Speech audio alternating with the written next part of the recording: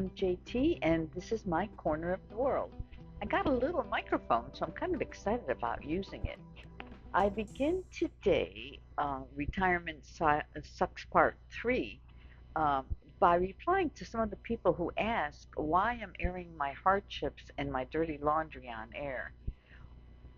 At least I'm still wearing clothes, and if I can show someone that they are not alone, that would be one of a good thing. And people are also stating that I'm here because I made bad decisions. Well, this is very true. Everyone makes bad decisions. If somebody can show me one person who does not make bad decisions, that would be like God. But the bad decisions in my life are sometimes warranted and sometimes not. I didn't realize they were bad decisions till later.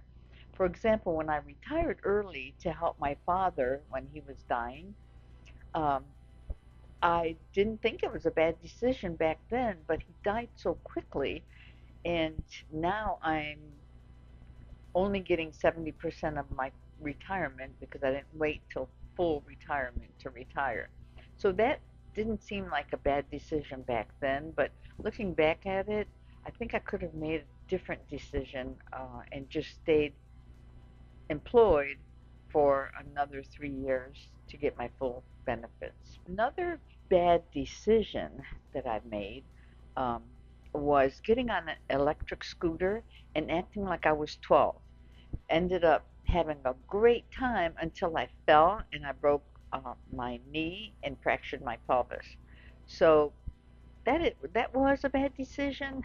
It was so much fun, and I was in a wheelchair for 6 months, but it's something that I will remember as a trip on the 4th of July to Tampa with my daughter and grandson. And I was asked why I spend all my savings on my RV and traveling. When I found out that I had blood cancer, I wanted to spend as much time as I could being with my daughter and my grandson and traveling. It was not explained to me how much time I had to live, and so I wanted to spend every minute that I could, having a good time. Um, but one of the major things that I want to bring out in this is that my daughter actually paid for a lot of our trips. She has a good job in real estate, and I mean, there were times when she paid for everything. I mean, if I bought ice cream or coffee, that was a big thing. So she spent a lot of her money, and I spent a lot of my money. Luckily, when my savings ran out, I was still healthy enough to go back to work, which I did. I went back to work part time. I work in a little dry cleaner as customer service out at the base, and I work 5 days on and 5 days off. It's not a whole lot of money, but it keeps me, you know, from being stone broke. So these videos are not so much about my financial struggles as they are about tips to deal with life as a retired citizen. This is what I do. Other people do other things, but I'm glad that you tune in to check out what I do. There are 40 million of us out there, 40 million retirees, and it really bugs me that some in Congress want to do things like cut Social Security or Medicaid that really stresses out a senior, especially when we're barely making it now. And to get even a 1% cut, um, that would mean that we would have to put something aside that we are doing or buying right now. So there are many issues that seniors worry about, and one of them I found out is social isolation and loneliness, which is something that I went through for a while. When I quit my job, it I was lost. I mean, I worked in a very stressful job for 10 years. I was around a lot of people all the time. Uh, I had appointments every hour, so I saw people and talked to people, and I was social. And after work, we would go out and have a few drinks and hang out. So once I retired, I felt lost. I was like, oh my goodness, what am I going to do? And another thing is my daughter and my grandson and I traveled so much. We did so many things together. I mean, we must have been together every other day for like 4 years. But now, um, my grandson is going to be 16. He would rather hang out with his friends than with me. And my daughter, bless her heart, is going to be 40 this year. And she finally found, I hope she doesn't see this, but she finally found a really good guy that she spends a lot of time with. And even though it makes me feel lonely not to be around them, I really am glad that they are moving on with their life because this is part of life. This is what we do. We can't be like hanging on them forever. The second thing that seniors worry about is their health. So when I found out that I had blood cancer, I got scared. I was like, really? This is not going to be good. But there are, there are things that you do. I mean, when I broke my bones, I sat in a wheelchair and I tried to make do. And when I found out that I had blood cancer, it scared me, but I'm managing. So different people have different health issues. If you are one of those that are um, unable to deal with it, you should probably reach out maybe to your family or to your doctor or something and explain to them how they can help you manage your health. The third thing that seniors worry about is financial security. Financial security is a big deal because when we were working, I mean, you knew there was a paycheck coming in. You could work overtime and have extra money. And it was okay. You paid your bills. You had a life. You did things. You traveled. You bought clothes. You bought makeup. Um, which, by the way, I never wear makeup. I wear a little lipstick, and I'm sorry if I look like a Raggedy Ann doll, but I have never worn makeup. It just irritated my skin, but a lot of people do.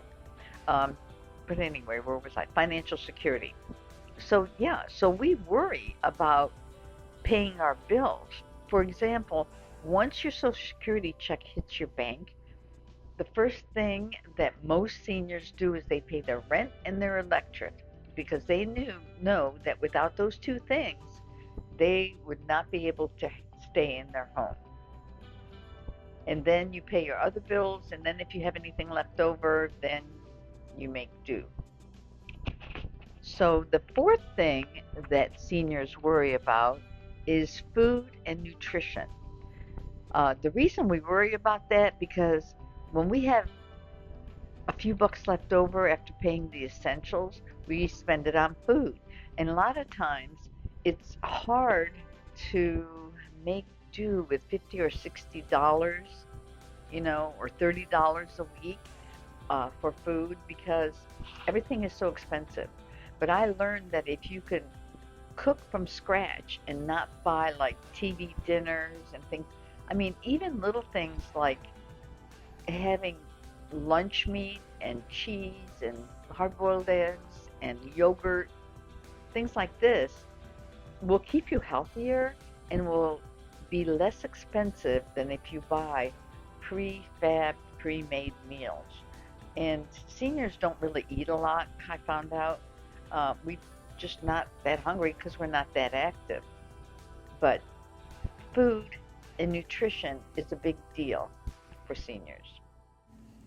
One of the great community programs is Meals on Wheels. So if you can't make your own food and you need food to be sustained, call them, contact them, and they will bring food to you. Number five that worries the seniors is being put into a facility, not being able to live in the environment that we are used to. This is my biggest fear. I have seen some of the way, and I'm sure there are many facilities that are wonderful and great, but I have seen so many videos on TikTok and everywhere that people are being beaten and choked and thrown on the floor. and it just makes me so sad and it worries me. I mean, if I get a heart attack or if I get a stroke, I may have to be put in one of those facilities. And I've asked my daughter to please put up a camera and check on it periodically because these people are there for a paycheck. They are not there to really care about you. The sixth thing that people that are older worry about is not being able to drive, not being able to get around. Well, the good thing is that Uber is so popular now, and if you're still able to get on the bus system, there are buses all over. And if you can just walk in your neighborhood to a local grocery store or pharmacy, that is even a plus.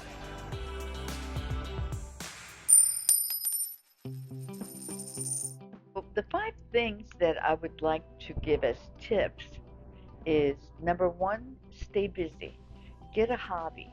My hobby is painting, and as you could tell, I have it all over my house. I give it away. I sell a few, so I used to paint quite a bit more. Just don't feel like it lately, but my number one hobby was painting.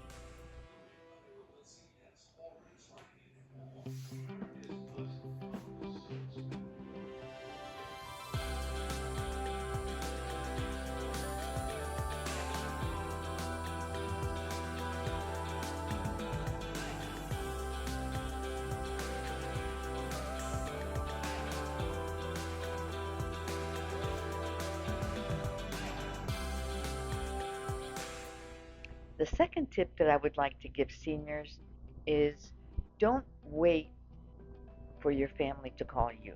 Pick up the phone and call them, or text them, or your friends, or people that you know. It only takes a minute to reach out to them, and the phone works both ways. The third tip in this video is to be active. If you can walk, even around your house or out your backyard and stay active, that will give you mobility, which will help your arthritis and different things. I bought this little watch on Amazon, and I actually love it. It was $39, and it measures my blood pressure, my heart rate, how many steps I walk, and it makes me look at it and say, huh, I sat around all day today doing nothing. I might have to get up and walk around a little bit. But yeah, walk around, you know, maybe your hobby is gardening. You can go out and check on your plants and talk to the flowers, but walk around and move. The fourth tip in this video is to keep your mind busy. Do crossword puzzles or read or play. I really like Candy Crush. I do. But keep your mind busy. You can order free magazines online if you like to read. They have travel magazines and cooking magazines and fashion and gossip, and you can just go online or have somebody that you know go online and order you some free subscriptions. They send out some really cool magazines, and that way you can keep your mind active. My ex-husband, who was in the Mensas, when he got a little older, he was 16 years older than me. So when he got older, he would play number games, to add up numbers up and down, back and forth. And then he remembered people's names by going through the alphabet, like Dave. If he would go A, B, C, D, and then Dave, was there. So he played a lot of mind games. I'm sorry, but he did play a lot of mind games, not only when we were married, but in order to stay focused. And the fifth and final tip in this video is to accept your situation. I am not a big churchgoer, but I do have a personal relationship with my God. I have always been, a prayer person, so I do say my prayers in the morning and I pray for other people. And I actually have a friend who belongs to a local church, and what he does is he delivers communion to people that are homebound. So if you are one of those that need communion, reach out to your church. Pick up the phone and call them and say, I would like to have communion brought to my house. and he'll come out. Well, not he, or it may be him, but it could be anybody. They come out to your house, they say a little prayer, they give you communion, and that way you feel like you don't have to get up to go to church. I appreciate you stopping in. If you have any comments, please feel free to put them below. Hit the like button, subscribe, and tune in next time. I thank you for coming. Bye bye.